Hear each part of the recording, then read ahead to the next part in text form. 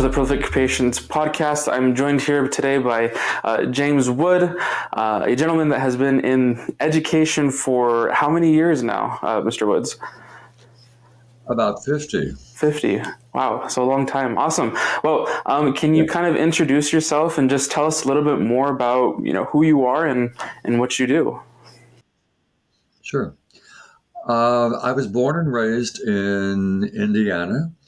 My mother was an Adventist. My father was not, but he was very generous in supporting Adventist education, which I strongly believe in elementary and in academy. And I graduated from Southern Adventist University, again, which was a wonderful choice. It's an excellent school.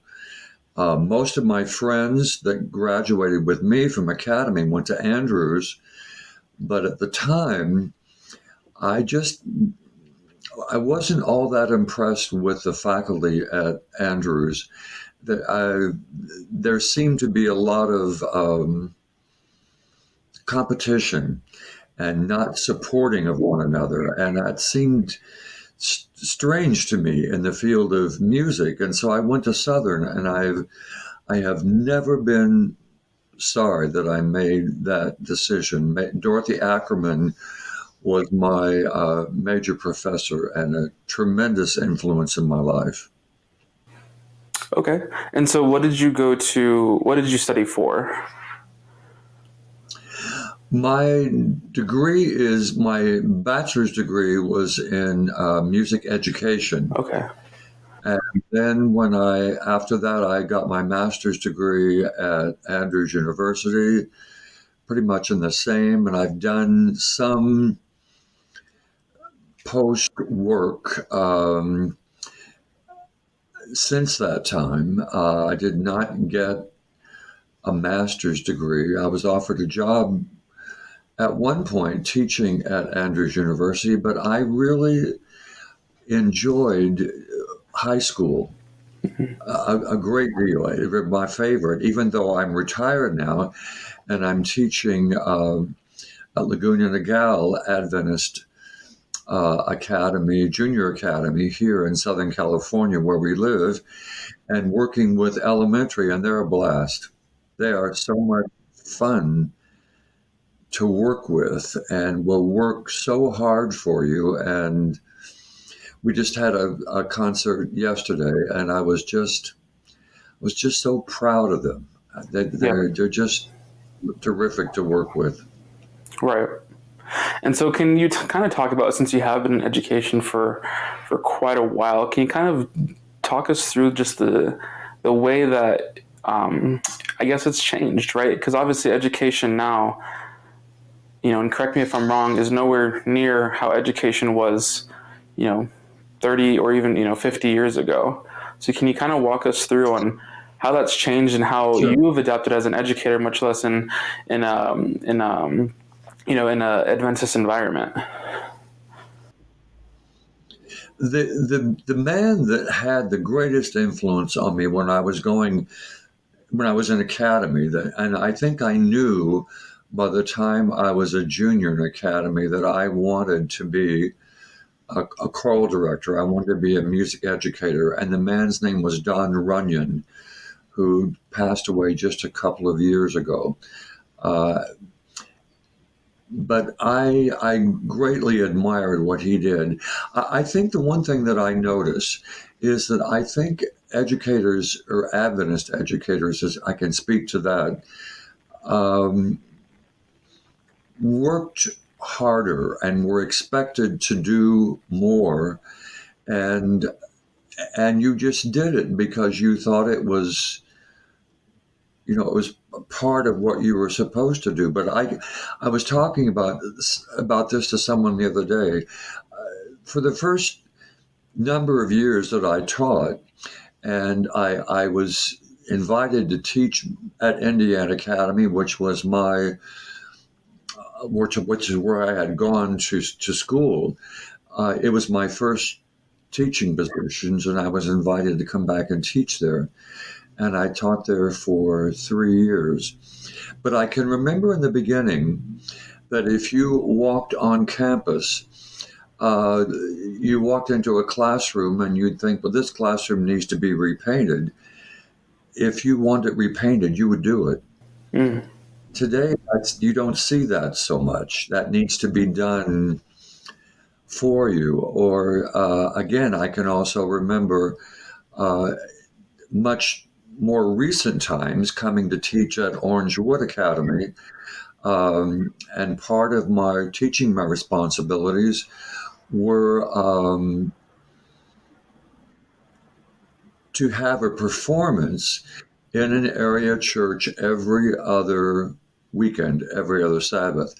That's not the, it hasn't been that way for a number of years, but it was then. So besides, working every day, just like everybody else, and you had a full schedule, and I was also asked to teach a class in world history, which had been in my minor, which I love to teach, and then doing handbells, which I had not been expected to do before, and I had three choirs. You think about the schedule that you had and how hard you worked. That's not expected today. Right. And I'm not saying that's a good thing or a bad thing. It's just different. It's one thing that's different about teaching today than it would have been then. Right. Right. And so then for someone that, is a music educator, what is some advice that you'd give to someone that, is wanting to get into music, but just can't, is just, debating it, whether or not, what is something that you would tell them then to jump into it? Um, well, first of all, you've got to have a real love for students and to working with them. And it's just like yesterday when my elementary kids were performing. And I remember, you know, playing for them, accompanying them. That's another thing that has changed. It's much harder to find an accompanist that it would have been a number of years ago. But most kids that want to do music, they want to sing. Right. They don't want to accompany. And I can remember when I first started teaching at Orangewood, I had a young man who was a really good pianist, but he was not a good accompanist Mm. because accompanying is a whole different thing. Right. It's not about you, it's about the group, Right. and it's about following them rather than you being the show. And so I was not able to use this young man because he was so used to, and I don't mean to be critical of him, but he was so used to being a performer that being an accompanist was not something he really wanted to do. Right. Right. And I'm glad that you mentioned this. Something that I've found, right? Because I teach piano, and so one of the things that I try to drill into my students is, hey, and is something to play along with is a metronome, right? And so Yes. uh, a lot of times, it's very frustrating when you're first starting off, and one of the biggest questions I always get is why. Why do I need to play with this, right?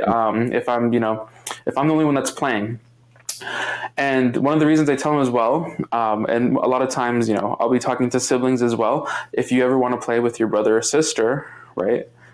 you know, even if let's say they mess up, you can still keep going because you know how to play first of all with the metronome, and so you can adapt that into playing with others, right? And another thing that I find Yeah. hard now with even getting students is a lot of times when a parent approaches me for their child is that they want to, which is there isn't anything wrong with it, but is they want their child to be the star of the show, right? Obviously, who doesn't want that for their kid? Not that that's wrong, but one of the things that we do at here at Prolific Creation Studios is that opportunity to play with others. But like you said, a lot of times, kids don't want to.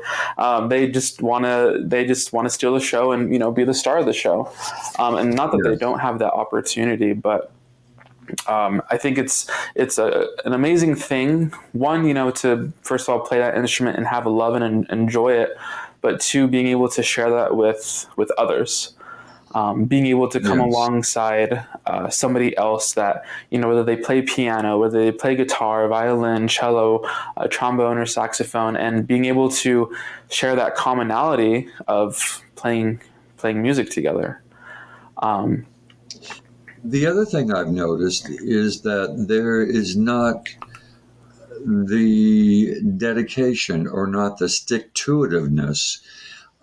If, because I can remember when I was taking piano lessons, I started when I was 7, and it was my mother's desire. My mother had been an orphan, and she was very naturally musical and promised the Lord that when she had children that they would have music instruction because she'd never had that being an orphan. I think she taught herself to play the piano when she became a young adult, and she was a good singer.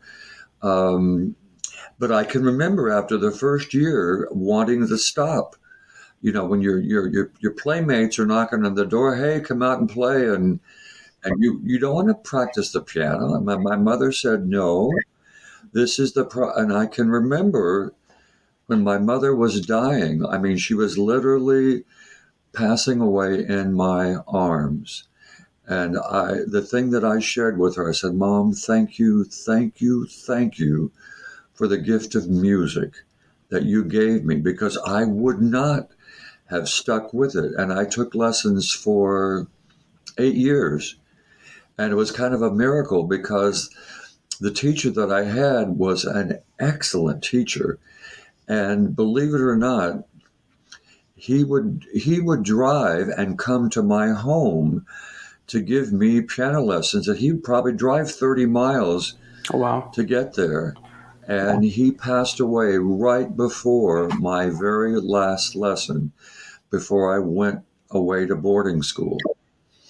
But God has just led in a lot of ways in my life, and being teaching music and working. Even if I hadn't taught music, I love teaching. I've taught Bible, and I've also taught world history. Taught world history for 25 years, and just loved that. And often would take trips to Europe with my performance groups, and also with my history students, and to visit Dachau and to visit, other points of interest in Europe that were. I'm thinking most of these kids would probably never come back. But to tell them at the beginning of the year, guys, I'm willing to make this happen for you, but you're going to have to work to make it happen. You can't hand it to them. right. And I'm not one of the teachers that feel that it's just like yesterday. All of the students were there except one. On Tuesday, when I see them, I'm going to be giving him an ice cream sandwich. But I'm not going to give it to the one that wasn't there. Mm, I mean, like, unless I can find out it was totally beyond their control. right. But I don't believe in rewarding students. I wouldn't have taken all those trips to Europe if the kids had not. We never left one behind. They had to work to make it the trip possible.